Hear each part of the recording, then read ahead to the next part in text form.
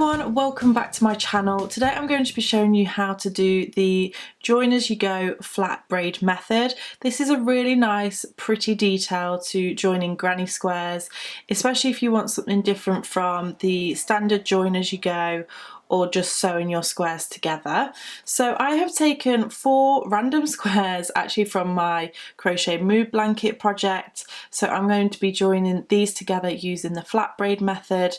I'm going to be using a pair of scissors and a darning needle to sort out my ends, and for this particular project, because I've already used 4mm, I'm going to use a 4mm for the join as well. And this particular yarn that I'm using today is Stylecraft Special DK. I'll leave all of the links to everything that I use in the description box below.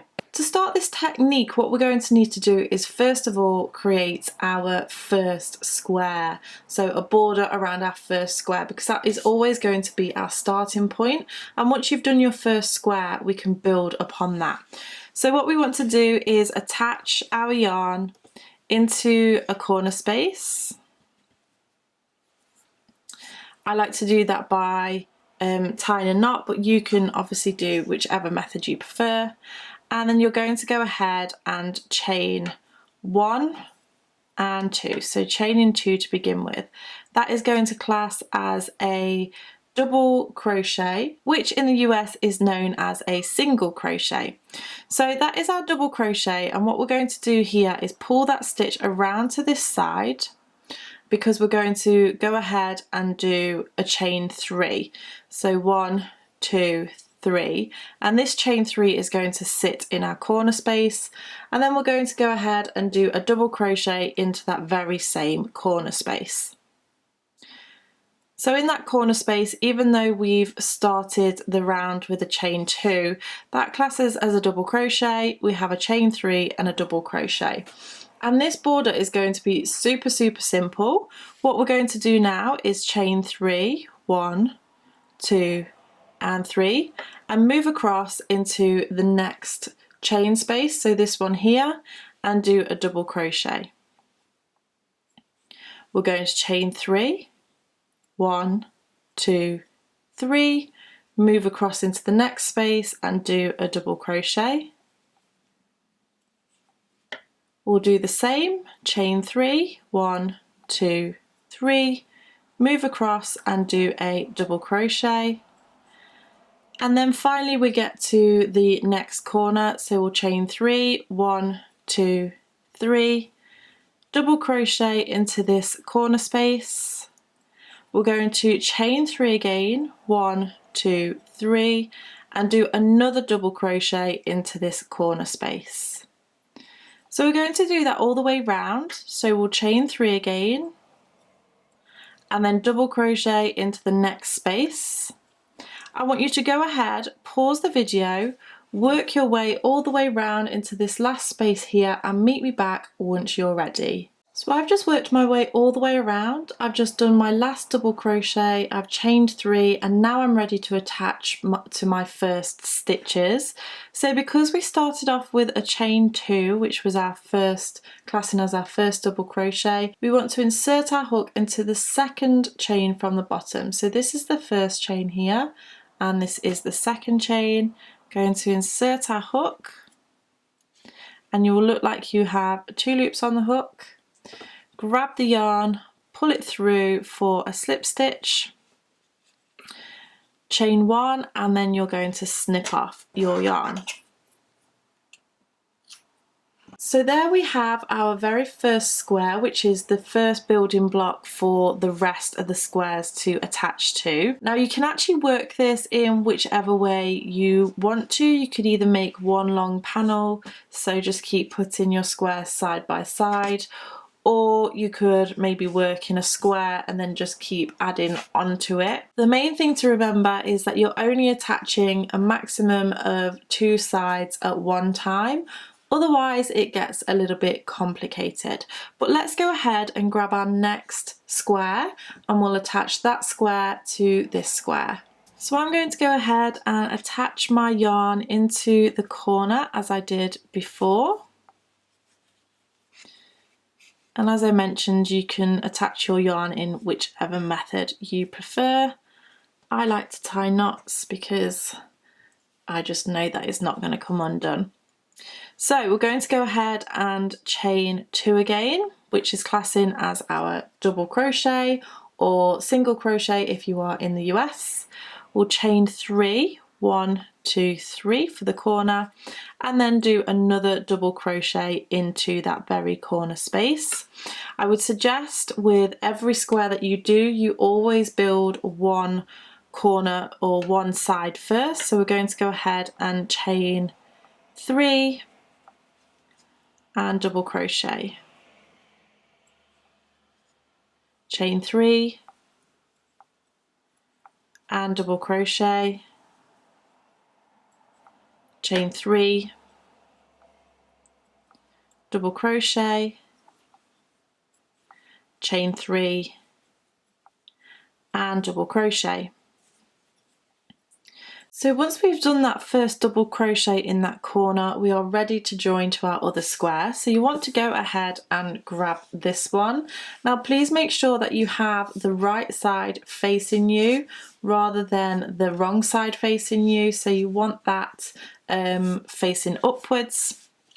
And what we're going to do here is essentially join one side to the other by substituting a stitch. So in this corner what we would normally do is chain 3, but what we're going to do is chain 1, then we're going to grab this other square, right side facing you, and you want to insert your hook into the corresponding corner. You want to grab the yarn and then pull through all of the loops on the hook for a slip stitch. You then go ahead and chain 1 again and then do your double crochet. So what you have done here is instead of chaining 3 in that corner, you've chained 1, you've done a slip stitch but joined the square to the other square and then done a chain 1. So that slip stitch is substituting that second chain. Now what we want to do is do exactly the same to move over into our next space. So we're going to chain 1, we're going to substitute this stitch by placing our hook into the corresponding chain of the other square, grabbing the yarn and pulling through for a slip stitch, chain 1, and then insert our hook into the next chain space and do a double crochet. So again, that has just connected those two. I'm going to show you with that again. We're going to chain 1, you're going to find the corresponding space in the other square, insert your hook, grab the yarn and pull it through for a slip stitch, chain 1, and then move across and do our double crochet into the next space. I do want to show you a slight variation on this, and you can choose which one you want to go for. I think this variation makes the stitches a little bit more bulky where they join, whereas this one I'm about to show you sits a little bit flatter, but could be a little bit more advanced. So you're going to essentially do the same thing. You're going to chain 1, and instead of inserting your hook into the corresponding space at this point, you're going to chain another one and draw up that loop. Grab those stitches and take your hook out, and then put your hook through that corresponding space. Grab the yarn and pull through, and then chain 1. So it just makes that stitch a little bit less bulky than the other one. So you can choose whichever way you want to do it, but you would always go ahead and do a double crochet into that next space. So if I just lay this down and pull this apart, you can see that there is only a very subtle difference in the stitches. So please feel free to do whichever one you prefer. I find also with the one where you take the hook out, you get a wider gap between the braid, and then the one where you slip stitch together, you get a smaller gap in the braid. So it depends what kind of look you're going for. I would suggest trying out both and seeing which you prefer. So let's go ahead and see what we do in the corners. So I'm just going to revert back to the slip stitch method at this point. And here what we are ready to do is do our last join along the edge. So one, go into the corresponding stitch, slip stitch, chain one, and then do a double crochet into the corner.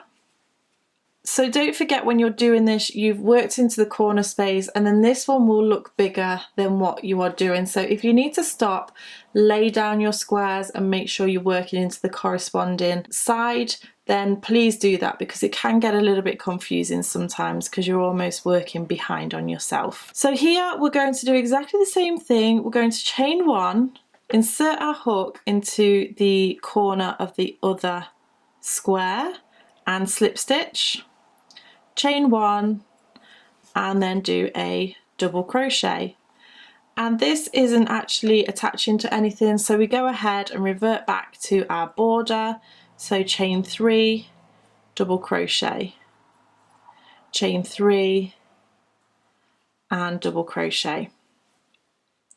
And you would do that all the way around until you meet yourself at the beginning. You're going to slip stitch into the top second chain from the bottom, as we did with our very first square. So go ahead, pause the video, work your way round. What I'm going to do is add another square to this, just here, and then I'll show you how you would do it if you are joining two sides together. So I've gone ahead and attached those 3 squares. I have done my first edge of my 4th square, so what I'm going to do is attach this in here so that you can see me attaching 2 sides together. So remembering that we're having the right sides facing upwards. I've done my double crochet in the corner just here. I'm going to go ahead and chain one and then grab my first square, insert my hook into the corner and do a slip stitch and chain one. So it's exactly the same method. I'll do my double crochet into that corner and then work my way up to the next corner.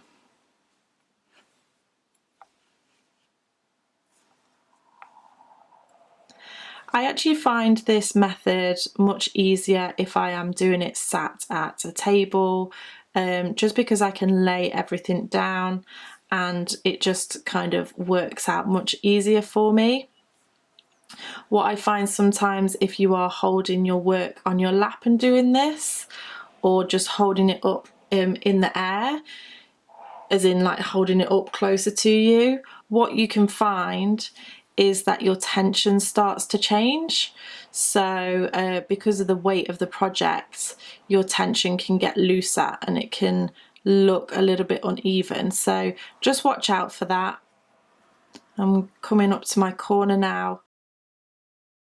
So once you get into the corner, what we want to do is make sure that we're marrying up all of the sides. So I'm going to go ahead and chain one, and then I'm going to go into the diagonal square, so the one which is sitting diagonally, chain one and then do my double crochet, and then we're going to work our way along this edge. So chain one, now working on the square next to you, insert your hook, slip stitch, chain one, and then double crochet. So it's just exactly the same from now on. It's just those corners which you want to make sure that you're working into the one which is diagonal from the square that you're working in. So if I just show you the close-up of the corner here, it just kind of also gives the corner section a nice braided look.